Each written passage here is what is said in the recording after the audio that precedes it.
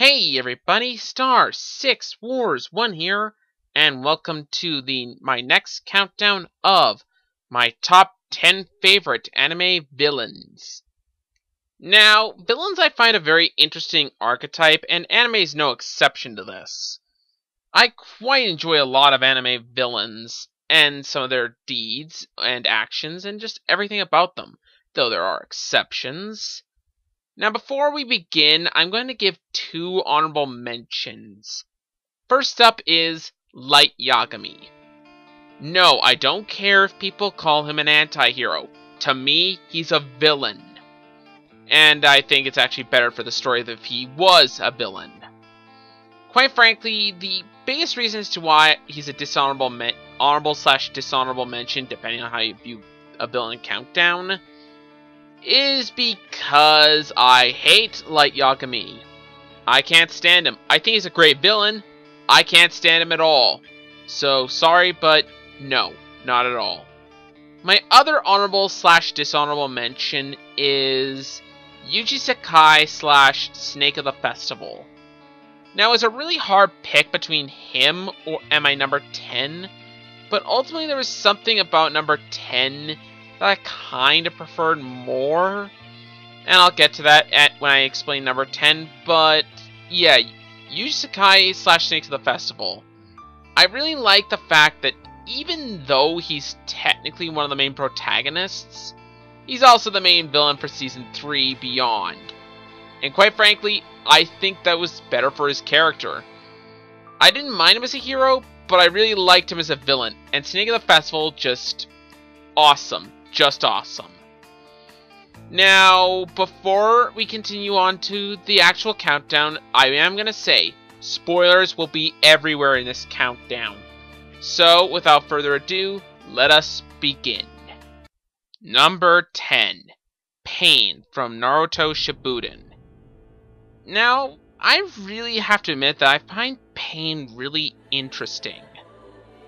I find that his motivations for being a villain perfectly justifiable. He was raised in a hellhole, had to watch his parents die, had basically to watch his friend die, because they trusted a person they really shouldn't have, and pretty much everything else that could have gone wrong for this poor kid did. And then he turned into Pain, who basically was almighty and actually earned his God Complex status, unlike another anime character I know. But what I also really liked about him was the tragic backstory he had. Although he did have a good time with his master Jiraiya, ultimately it amounted to nothing because, in the end, he lost everything that he cared about, and was forced to become Pain by fate's circumstances. And while I do admit that he does eventually turn good, the main reasons why he is number 10 and not Yuji was because he died because of this. He redeemed himself through death, which I think was honestly the more powerful of the two things. Yuji survives by the end of the story. Pain does not. Honestly, I really like the villain, and really that's all I need to say. Number 9. Tohru Adachi. Now, if you're very early into Persona 4, you probably will not have known this, but Tohru Adachi is one of the main villains, and is responsible for the murders of Inaba. He is sadistic when he's evil, and I'll give him credit, he's a believable liar. He seemed like a perfectly nice guy, a bit naive, and a lot of the butt of the humor with Dojima and him. But when he turns out to be the villain, it's actually kind of weird. And he's just gleefully evil and just enjoys every second of how vile he's become. And I gotta admit, that's kind of part of the reason I like him. Still, even as a villain, because one of my favorite types of villainy are the gleefully evil kind. You'll be seeing more of them later in the list. But back to Adachi, I just really like how he's almost a foil for the main character. Both of them moved to a town from the big city. Both of them are very similar in personality, and given a little bit of a difference, you could have become just like Adachi. But the reverse is also true. Had Adachi been more like you, then all this could have been prevented. But alas, he is the villain. I also kind of find it interesting that in the English dub, both of the games and the animation, that Adachi is voiced by the same person who voices you, Johnny Young Bosch. I think that is a really interesting concept, and quite honestly, just enjoyed every second of that. And yeah, I just really like him. Nothing more needs to be said. Number 8. Gaon from Fullmetal Panic. Now, Gaon is an interesting villain. He's basically having a survival of the fittest sentiment, and he's basically a nigh invincible villain at times. Seriously, some of the feats he's pulled off are just impressive. In all honesty, this is a villain I have to say quite enjoy his presence. It makes me root for Sosuke to win against him every single time, which I think is a great thing for a villain. Have you root for the heroes while watching the villain and enjoying his presence. This guy is, quite honestly, part of the reason I liked Fullmetal Panic so much. He's just a great villain, and just overall fun to watch. Number 7. Makoto Shishio from Rurouni Kenshin. Now, if any of you have watched Rurouni Kenshin or read the manga, this is the most famous villain from it, and for very good reason. He is pretty much the anti-version of Rurouni Kenshin. He believes in survival of the fittest, had the same occupation as him, except he was a lot more shady and destructive, and basically has opposite morals to Kenshin, making him the perfect match for Kenshin.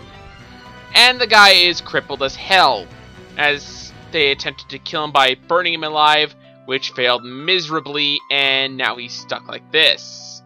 And quite frankly, he's still a danger, because the guy can not only fight on his own, he has his own minions to fight for him.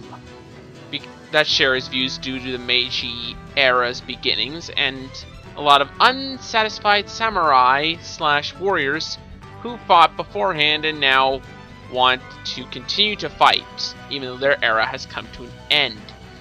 Shishio wants to destroy the Meiji government to rebuild the old ways, and he damn near succeeds, only failing because he burnt himself up.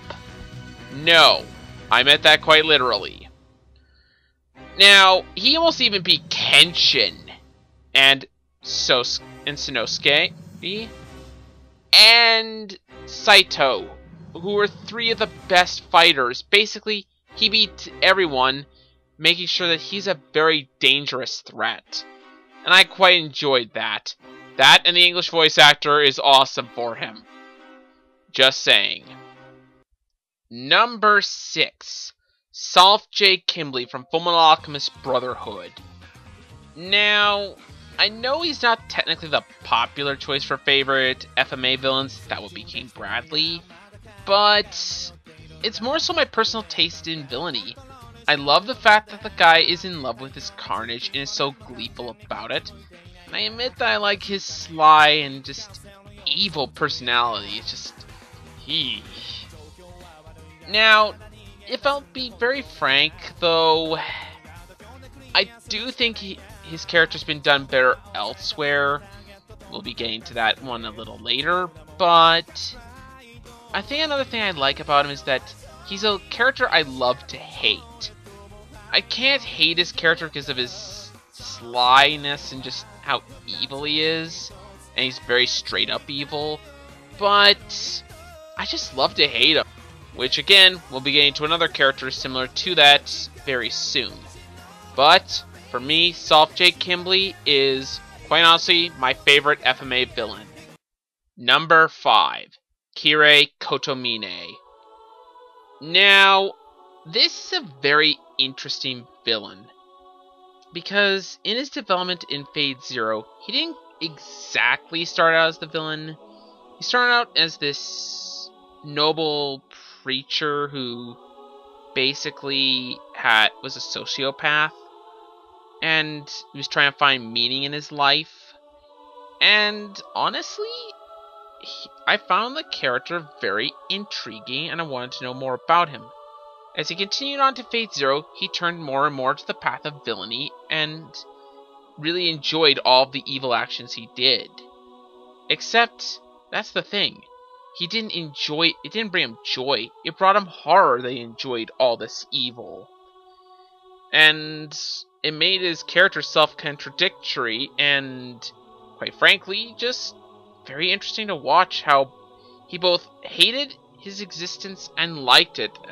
Hated the fact he existed like this, and enjoyed all the evil deeds he did. So I found his character really intriguing. Now, the reason he's not any higher is I honestly just prefer the other villains a little bit more. But it's undeniable that I really like Kirei Kotomine. Number 4.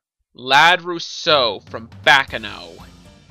Now, because of so many of the gray areas of Baccano's characters' moralities and motivations, it's really hard to find a villain in there. But for me, Lad Russo is the closest thing we have to one of the closest things we have to an actual villain in the story. This guy is so in love with his work, it's actually terrifying, inspiring, and just fun to watch the entire way through. All of his actions are evil, and he's a very evil character if you really think about it, but I can't help but enjoy every second of this guy's presence, just every bit of it. He's so nuts, and he's just a normal guy, unlike half the other cast. A normal guy that does this much damage definitely deserves something.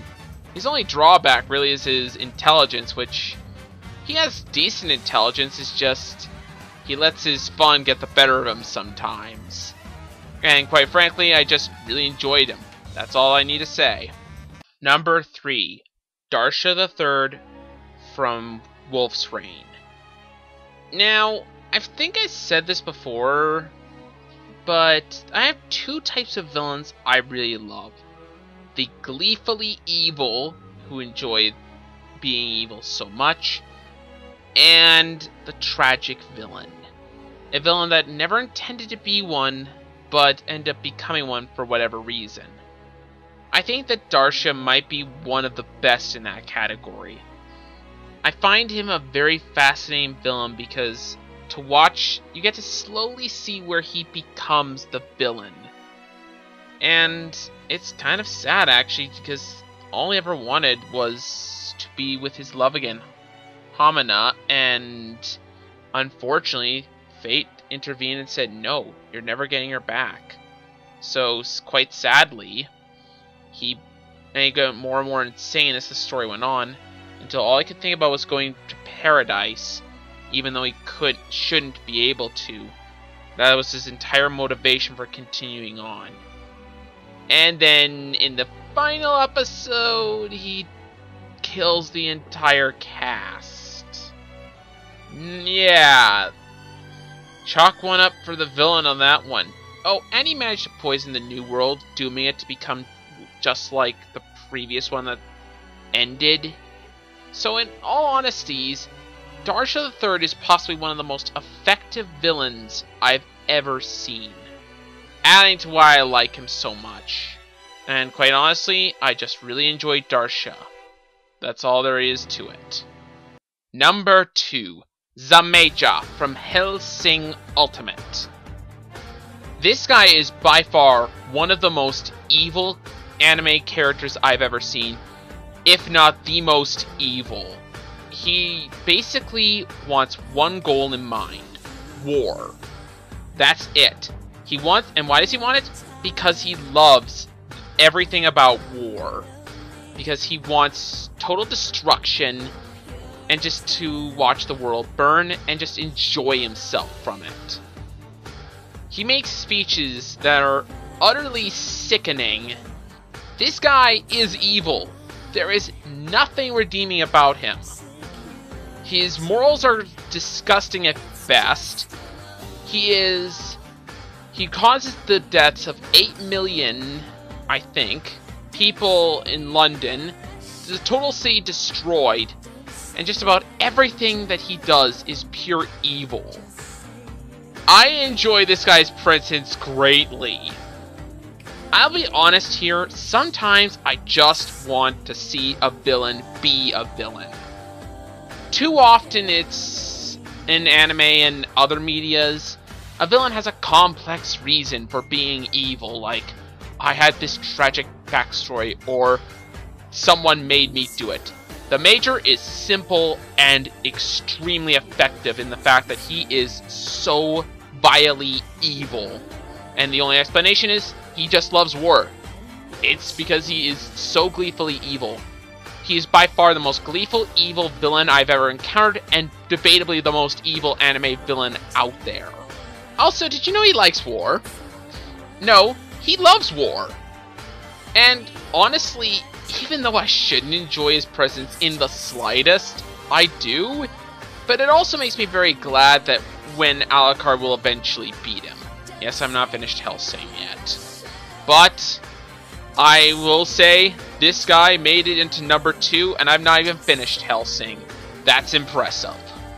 And my number 1 favorite anime villain is Legato Bluesummers from Trigun. Talk about one of the most effective villains ever. Remember when I said that Darcia was an effective villain? No, this guy is even upping Darcia. In his first appearance, he manages to scare the crap out of the main character Vash. That's impressive enough.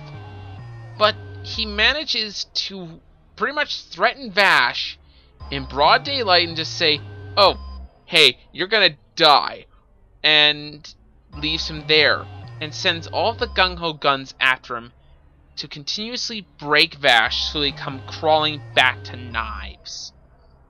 That is his goal.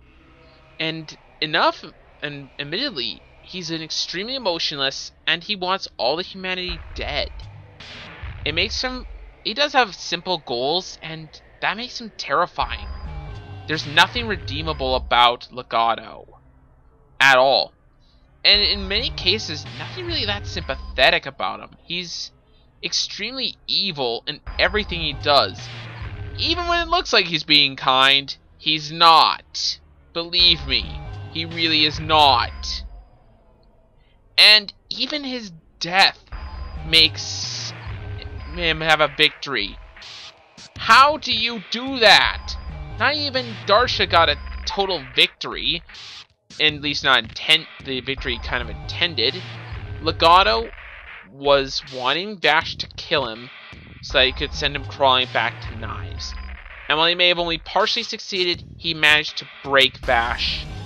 And honestly, ended his life with a smile on his face, making him one of the most evil villains I've ever seen. Oh, and one of the most powerful due to mind control, mind reading, telekinetic abilities, just everything. This guy is powerful and dangerous.